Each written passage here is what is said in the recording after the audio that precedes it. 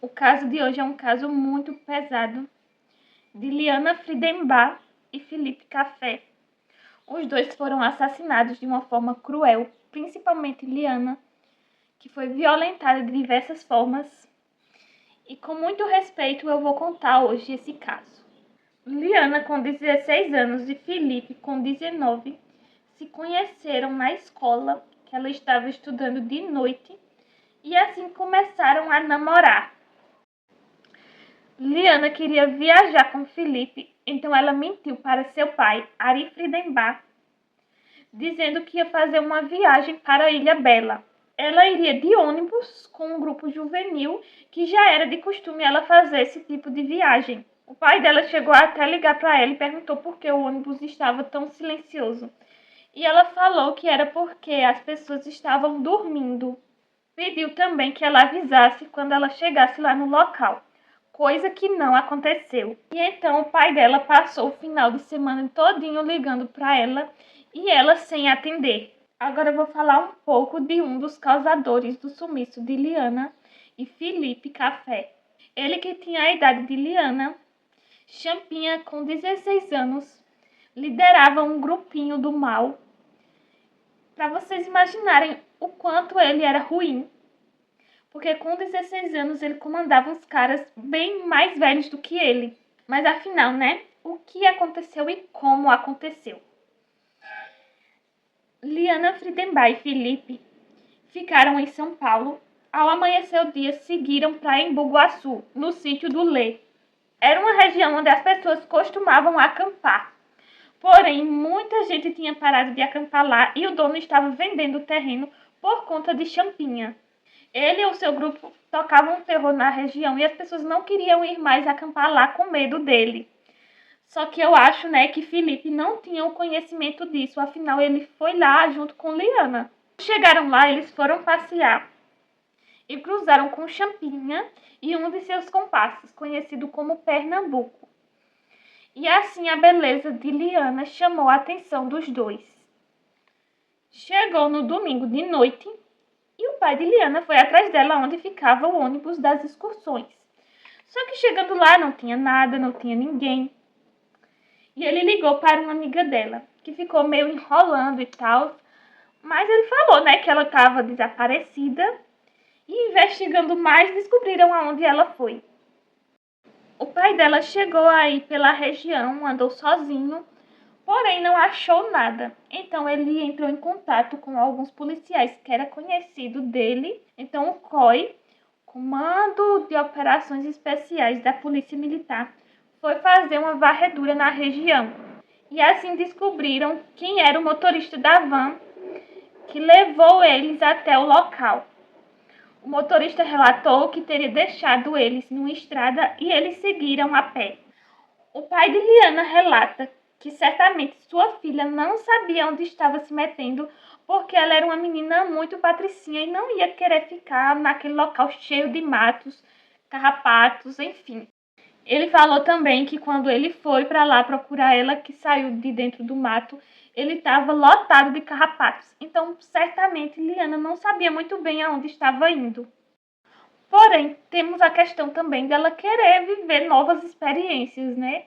Não se sabe ao certo, afinal, né? Foi embora com ela todo o outro lado da história. O motorista da van falou o caminho e lá foram eles procurar. Ari Friedenbach relata que ele sentiu uma coisa ruim e quis voltar. Porém, quem estava com ele insistiu e assim seguiram o caminho. Pouco tempo depois, eles procurando, eles acharam a barraca que estava fechada e tinha apenas um chinelo do lado de fora, que o pai dela reconheceu como de Liana. Logo chamaram a polícia, que começou a fazer a perícia. Viram que atrás da barraca tinha um rasgo e logo suspeitaram de sequestro. Logo chegou uma viatura com 2 policiais, que era daquela região, e logo eles falaram: isso deve ser coisa do Champinha. Ari Friedenbach relata que foi a primeira vez que ele escutou esse nome. Champinha, com 16 anos, como falei anteriormente, era uma pessoa fria e manipuladora. Ele tinha uns comparsas que era Pernambuco, Antônio Caetano, Antônio Matias e Aguinaldo Pires. Todos eram seguidores do cara. E todos eles tinham medo dele. E esse medo não era à toa, tá? Até porque o problema dele era um problema mental.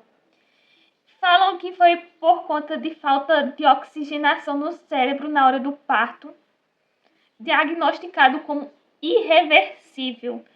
Eu não achei exatamente o problema que ele tinha, mas era muito sério. Esperava a psicopatia. Parte dos parentes dele também tinha alguns problemas mentais e não se sabe muito sobre seu pai. Até o irmão dele tinha medo dele, para vocês imaginarem o quanto a pessoa era terrível. Até o delegado responsável do caso disse que tinha que ter muito estômago para escutar o que Champinha falava. E o pai de Liana seguia com as buscas. O empresário chegou até a oferecer um helicóptero para ele sair derrubando cerca de 5.000 panfletos pela região para ver se achava Liana. Foi assim que começaram os burburinhos de falar que ele era muito rico, coisa que não era verdade.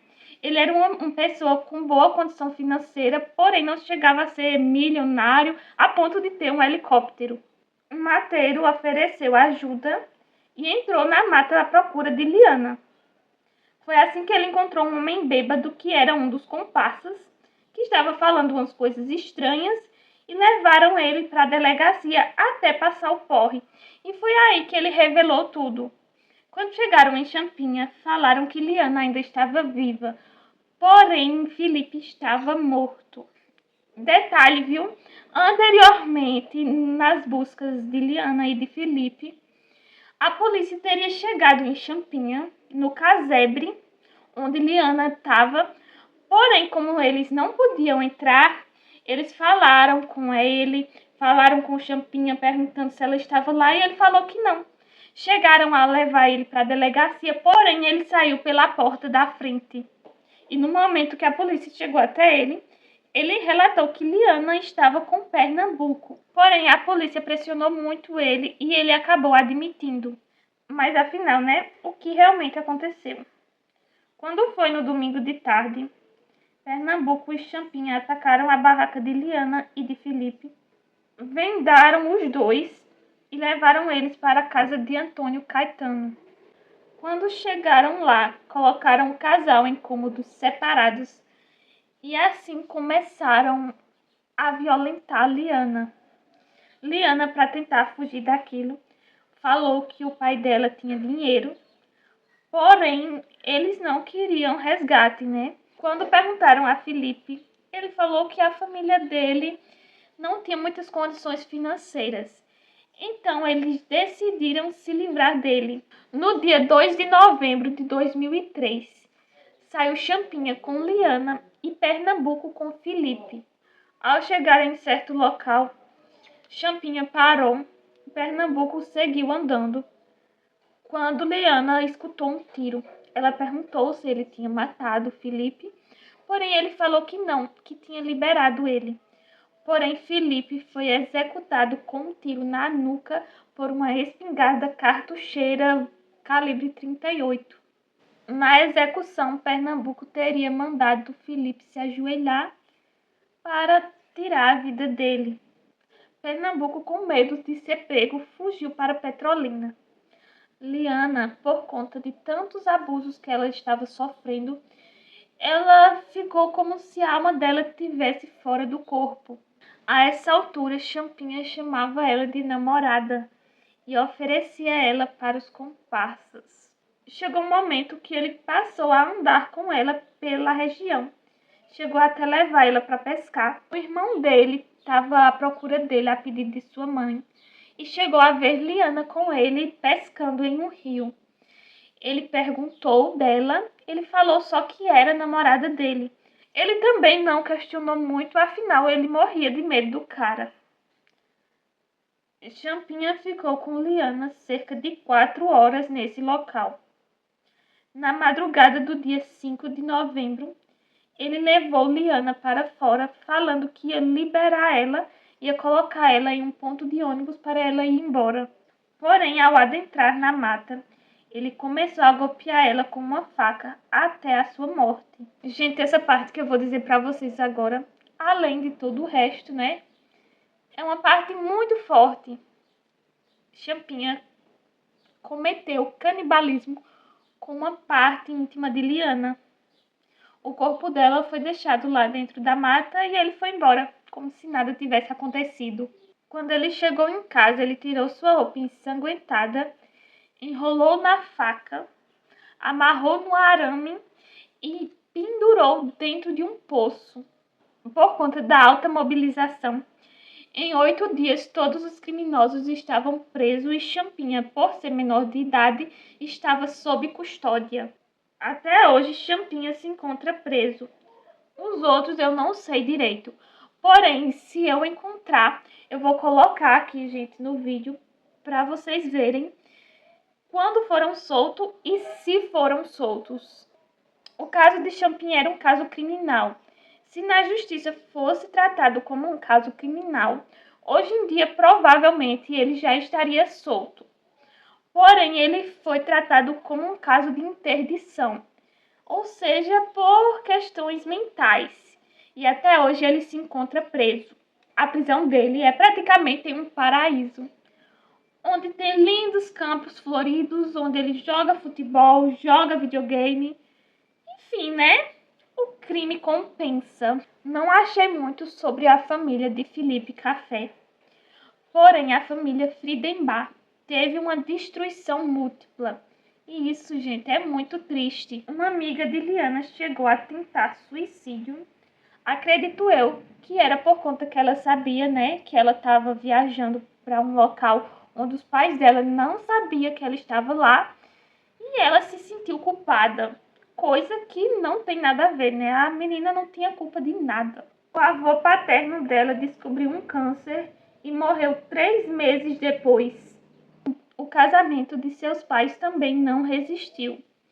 E após o enterro de Liana, o pai dela, ao pegar as correspondências, viu que ela tinha passado no vestibular da FUVEST. Parece que ela queria estudar educação física.